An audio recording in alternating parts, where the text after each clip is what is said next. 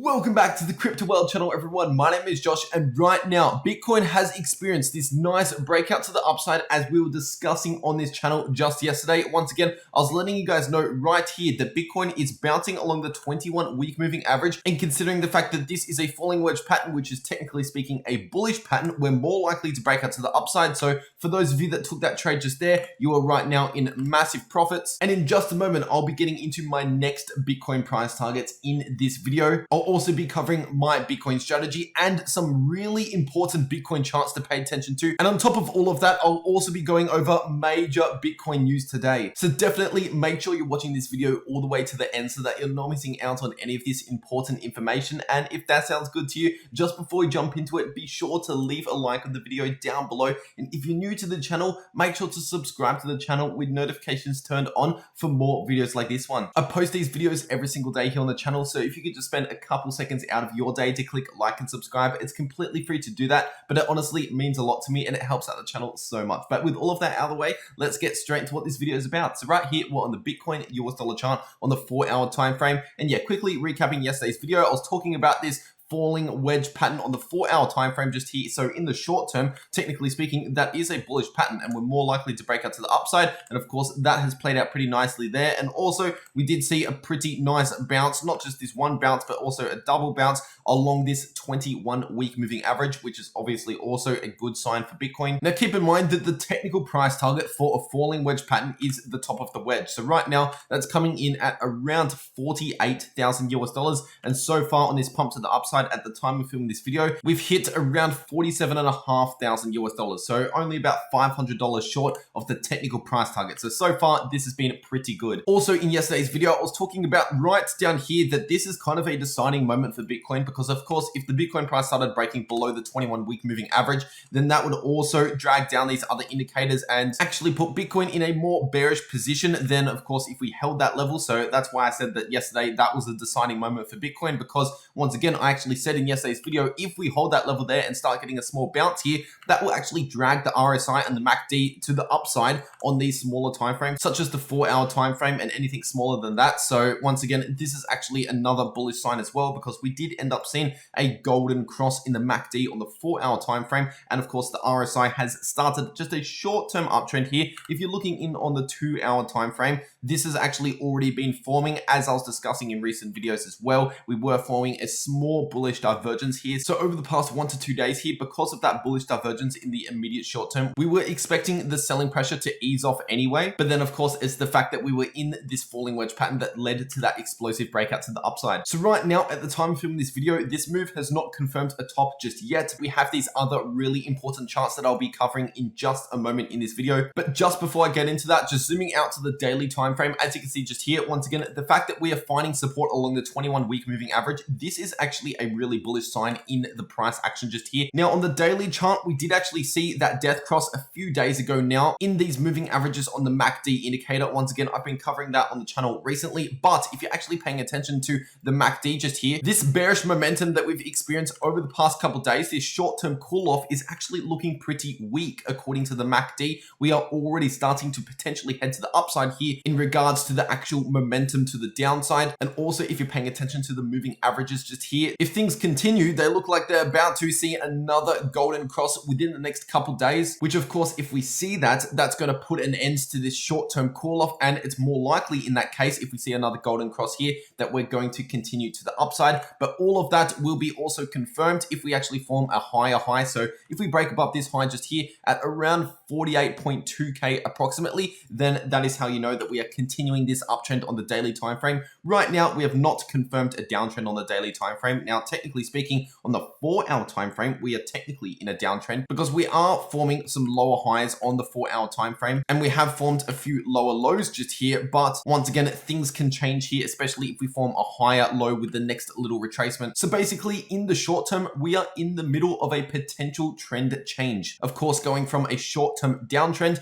to potentially a short-term uptrend. But once again, we just haven't really properly confirmed a short-term uptrend. Now, as far as my Bitcoin strategy right now, I did actually take just a small long position right here. And right now, I have actually taken a small amount of profits off the table because, of course, it's really good to take profits. So for any of you that did actually take that long position here in the short term, once again, taking some profits around here because this is also pretty close to these areas of resistance and the technical price target, taking profits around 47,500 US dollars. Once again, is something that I'm doing. But of course, that strategy does not apply to the long-term holders. I'm also a long-term holder of Bitcoin, and my long-term strategy, I am not touching. In fact, I'm not even selling a single Bitcoin before the all-time high. So yeah, I have two parts of my strategy. My long-term strategy, where I'm basically just accumulating Bitcoin on these dips and adding that Bitcoin to my long-term holdings and obviously holding that for the long term. And then of course, we have our short-term strategy here where I basically trade these movements in the market to acquire even more Bitcoin, even if the price is pretty much heading sideways here due to the volatility in the market. Even if we're going to the downside or to the upside, once again, we can actually gain even more Bitcoin. And speaking of Bitcoin trading, right now, we actually have the World Series of Trading. This only comes around once a year. And the subscribers would already know about this because I have mentioned it in my last couple of videos. But for the new viewers on the channel, this year, the World Series of Trading actually has a prize pool of $6 million US dollars for the teams, and then an extra $1.5 million for the solos just here. So obviously what we're paying attention to is the teams, because right now I do actually have an official team in this event. And as of recording this video right now, there's been 22 people sign up for this team. So thank you for all of you that have joined my team in this event, because if you don't already know, if this team actually places within the top 10 teams, even just by being a member in this team, you can actually get a share in that $6 million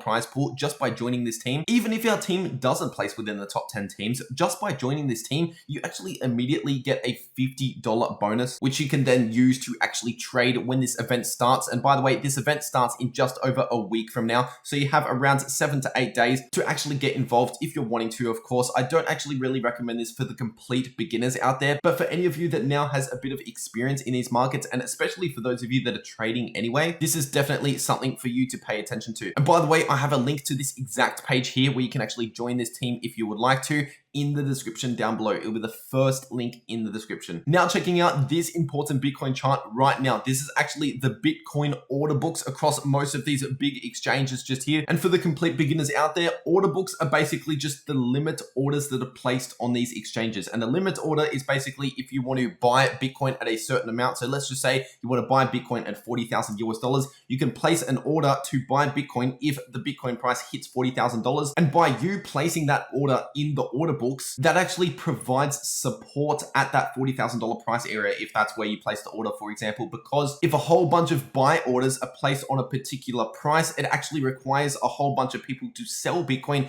at that price for the price to go further down. And the same goes for the other way around. If you want to sell Bitcoin at a particular price, you place a limit order, let's just say at $50,000, for example. If you want to sell Bitcoin at $50,000, you can place a limit order on one of these exchanges so that if the Bitcoin price actually hits 50,000, that order gets automatically executed. And of course, the more orders that, let's just say at that $50,000 price level, once again, the more sell orders that are at that level, that will actually require more dollars to come in and buy up that Bitcoin that is getting sold at 50,000 for the price to actually go further to the upside above 50,000. So this chart just here shows us the amount of people wanting to buy Bitcoin to the downside. This is on the left side just here, and the amount of people wanting to sell Bitcoin to the upside. That's on the right side just here. And as you can see, we actually get a pretty big spike in the sell orders at exactly 48,000 US dollars. The sell orders across all of these exchanges just here jump from around 1,600 Bitcoin all the way up towards around 2,000 Bitcoin. So that is right. For you to push the Bitcoin price above 48,000 right now, you need to actually buy around 2,000 Bitcoin to actually push the price above 48,000. And that equates to roughly around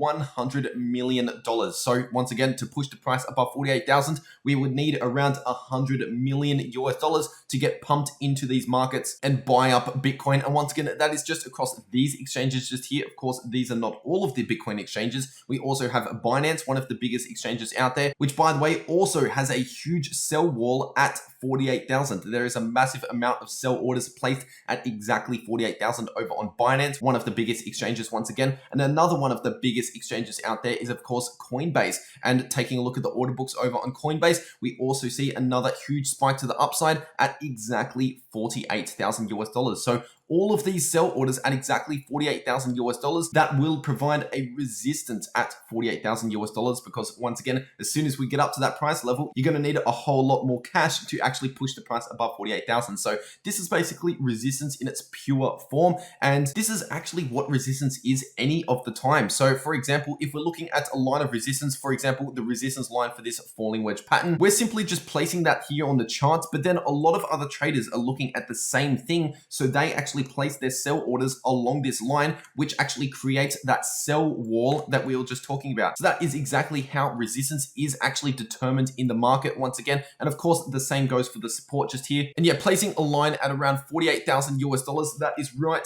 here approximately. Once again, that is where all of those sell orders are currently at. So that is a resistance point that I'm paying attention to right now. And also what's interesting is we've previously found 2 points of resistance along that exact line just there over the past 1 week just here. Once again, we've already found resistance along that $48,000 level. Now, it's important to mention that obviously Bitcoin can push above 48,000. It's just going to require some more money to get pumped into the Bitcoin markets to push it above 48,000. But if we can actually break above 48,000 US dollars, that would mean that all of these sell orders would have to be bought. And of course, after 48,000, we don't really see any major spike above that level just there. The next major spike in the sell orders above 48,000 actually comes in at almost exactly 50,000 US dollars. So once again, above 48,000 US dollars, the $50,000 price level will be the next level that I will be paying attention to the upside. And that is also coming in confluence with a major Fibonacci level, which is coming in at around 51,000. So those are the important levels of resistance. Those are my price targets to the upside